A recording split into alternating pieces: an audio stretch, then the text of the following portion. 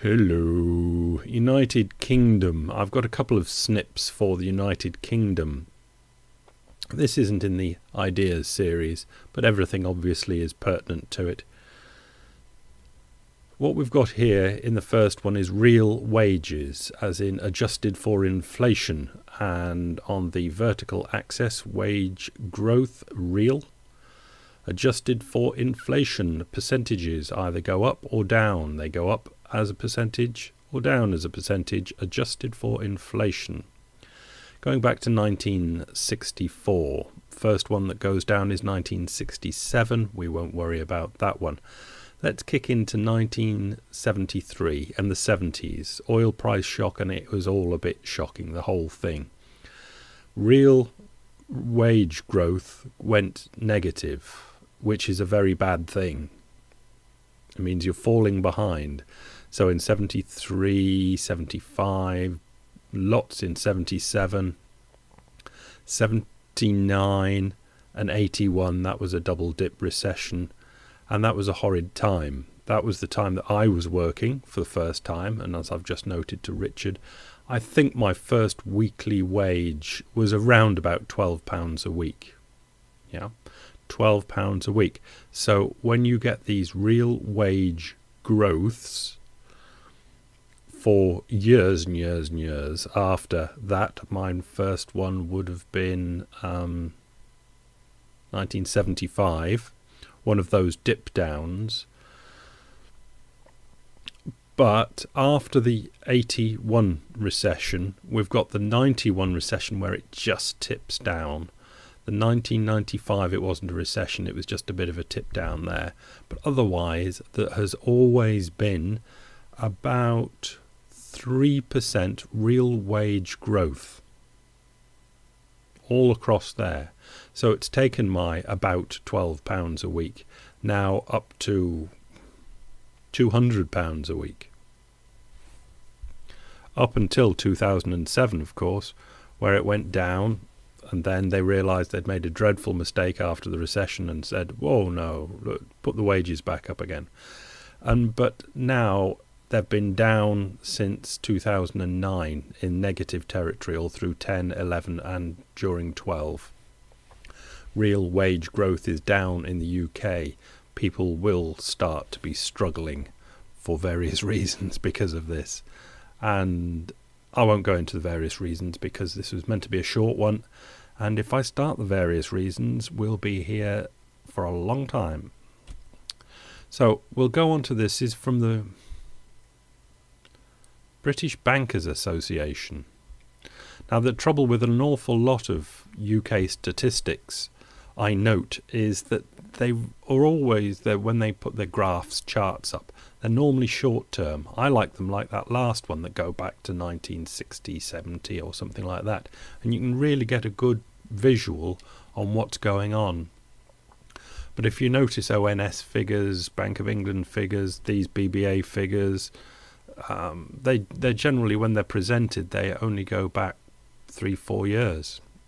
Pretty useless. Anyway, you can read the top one, the continuing economic uncertainties. So this is their latest report. It's September, but it's their latest one.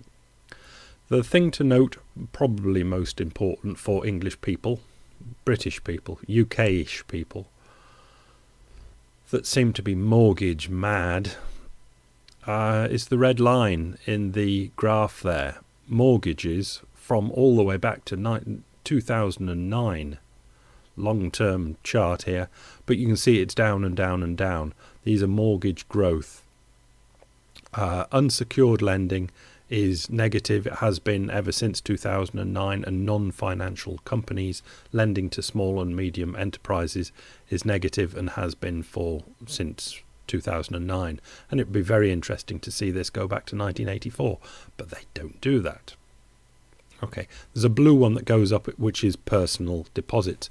So we'll read on the right.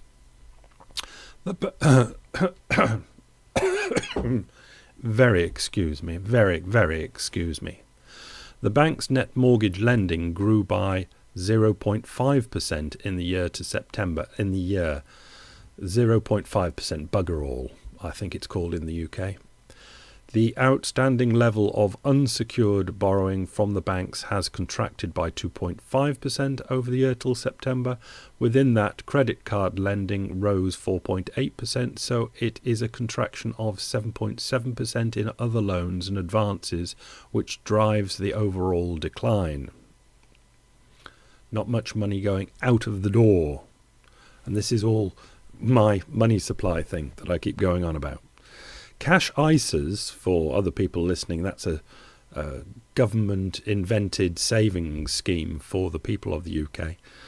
Inflows continued to be strong this year as households have looked to accounts paying better rates of interest, leading to a rise in all personal deposits of 5.7% over the year to September.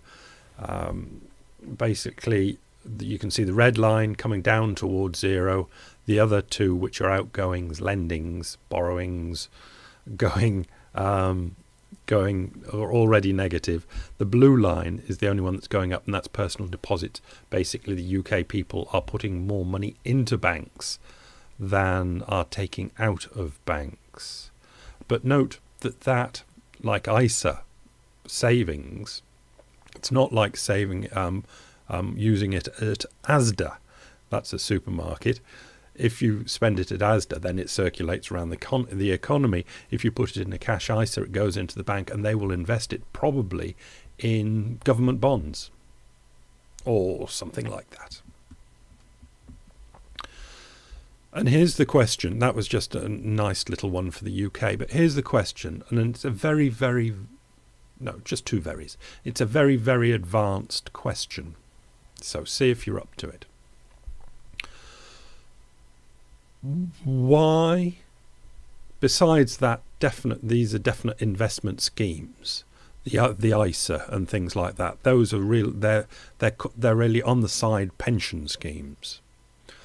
But if you take that out of the bank's accounts, and we're dealing with just a bank, why do banks ever hold government bonds? That's the question. Because they do. Right across the world, they hold huge quantities of them.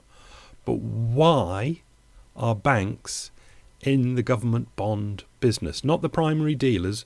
We know why they're in there. They're paid to circulate treasury, government bonds. That's what they're paid to do. But even take that out. Why do banks ever buy government securities? It's got nothing to do with them. Why do they do it?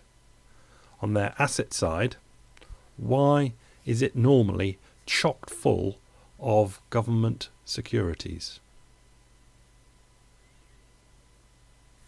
Pretty advanced question, so I'm not surprised if you don't get the answer. So that was the UK and a tricky question, and that's me. Gone. Bye.